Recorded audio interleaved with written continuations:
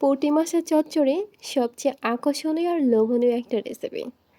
আর যত ছোট রকমের মাছ আছে সব মাছের চেয়ে এই মাছটাই আমার কাছে অনেক বেশি টেস্টি মনে হয়। তো এই মাছটা আমার খুবই পছন্দ। তো চচ্চড়ি রান্না করেছি, তো ভাবলাম আপনাদের সাথেও শেয়ার করি। তো ছোটবেলায় গ্রামে দেখেছি বৃষ্টির দিনে এরকম টাটকা টাটকা মাছ ধরে রান্না করে, সেটা খেতে কিন্তু বেশ লাগে। সেই টেস্টটা যদিও পাই না, তো আমি বাজার থেকে এই মাছটাকে কিনে নিয়ে এসেছি। তো মাছটা অনেকটাই টাটকা। এখন এই মাছটাকে কেটে ধুয়ে আমি পরিষ্কার করে নেব।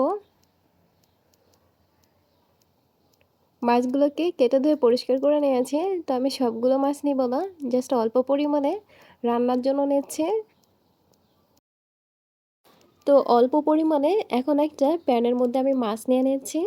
আর এখানে পেঁয়াজ কুচি নিয়েছি বেশ পরিমাণে। তো মাছের তুলনায় কিন্তু আমি পেঁয়াজটাই বেশি নিয়েছি। তো এই মাছ রান্নায় পেঁয়াজটা যত বেশি দেবেন তো মিষ্টি মিষ্টি খেতে কিন্তু বেশ ভালো লাগে।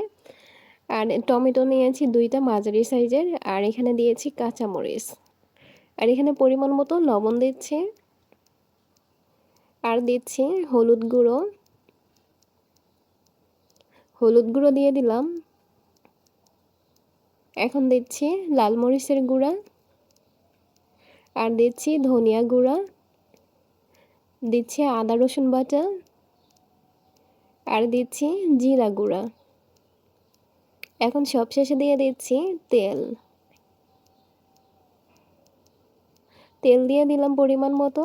এখন এই পেঁয়াজটাকে ইচ্ছা মতো মাখিয়ে নিচ্ছি। তো এই পেঁয়াজটাকে মাখাতে মাখাতে একটু নরম করে নেব। তো পেঁয়াজটাকে খুব ভালোভাবে মাখিয়ে নেওয়া হয়ে গেলে টমেটোটাকেও সাথে নিয়ে নেব। তো টমেটো দিয়ে এই পেঁয়াজটাকেও কিন্তু মাখিয়ে নিচ্ছি। তো পেঁয়াজ আর টমেটোটা কিন্তু অনেকক্ষণ মাখিয়ে নিয়ে এইভাবে নরম হয়ে আসবে। তারপর মাছটাকেও একসাথে আমি আলতো করে এখন মাখিয়ে নিচ্ছি। তো মাছটা দিয়ে অনেক বেশি জোরে জোরে মাখাতে যাব না, তাহলে কিন্তু হাতের মধ্যে কাঁটা ফুটে যাবে। তো এখন আমি আলতো হাতে মাছটাকে মাখিয়ে নিচ্ছি। তো এই মাছটা দেখতাম আমার মাকে এইভাবে রান্না করতে। আর এই মাছের রান্নাটা আমার মায়ের হাতের খুবই মজা লাগতো খেতে। তো আমার মা যেভাবে রান্না করতো, তো মাছটা রান্নার পরে দেখতাম মাছটা একটু লাল লাল হতো, একটু পোড়া পোড়া ভাব হতো, তো সেটা খেতে কিন্তু বেশ ভালো লাগতো। তো আমি যদিও ওইভাবে রান্না করতে পারি না, তো আমি আমার মতো করার চেষ্টা করেছি। তো এইভাবে খেতেও কিন্তু এটা বেশ ভালো লাগে। তো এখন মাছটাকে ভালোভাবে মাখিয়ে নিয়েছি। তো এখন একটু হালকা করে পানি দিয়েছি। পানি দিয়ে এখন ঢাকনা দিয়ে ঢেকে 2 মিনিটের মতো জাল করে নিচ্ছি। তো 2 মিনিটের মতো জাল করা হয়ে গেলে একটু হালকা হালকা পানি থাকা অবস্থায় আমি মাছটাকে উল্টে নিচ্ছি। তো মাছটাকে আলতো হাতে আমি উল্টে পাল্টে নিচ্ছি।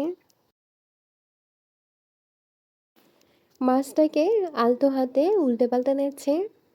তো মাছটা উল্টানো হয়ে গেলে আবার আমি ঢাকনা দিয়ে ঢেকে দিচ্ছি। তো ঢাকনা দিয়ে ঢেকে চুলাটাকে আমি লো হিটে রাখবো। তো ঢাকনা দিয়ে ঢেকে দেওয়ার পরে 2 মিনিটের মতো রেখে দিচ্ছি। তো এতে করে মাছটা খুব ভালোভাবে সিদ্ধ হয়ে আসবে। এই তো এটা হয়ে গেছে। তখন ঢাকনাটা তুলে নিলাম। তার নিচে কিন্তু লাগা লাগা হয়েছে। আবারও একটু হালকা করে উল্টে পাল্টে নিচ্ছি। তো এই মাছটার দিকে যতবার আমার চোখ যায় বা মাছটা আমার যতবারই চোখে পড়ে ততবারই কেন জানি মায়ের মুখটা চোখের সামনে ভেসে ওঠে। আর এই মাছটা আমার মার খুবই পছন্দ। যদিও এই কথাগুলো আমি এর আগেও শেয়ার করেছি। তো যাই হোক, আমার রান্না কিন্তু একদম কমপ্লিট। তো এটা গরম গরম ভাতের সাথে পরিবেশন করবেন, খেতে কিন্তু বেশ ভালো লাগবে। তো আশা করছি সহজ আর মজার রেসিপি ভালো লেগেছে। রেসিপি ভালো লাগলে লাইক কমেন্ট শেয়ার করতে ভুলবেন না।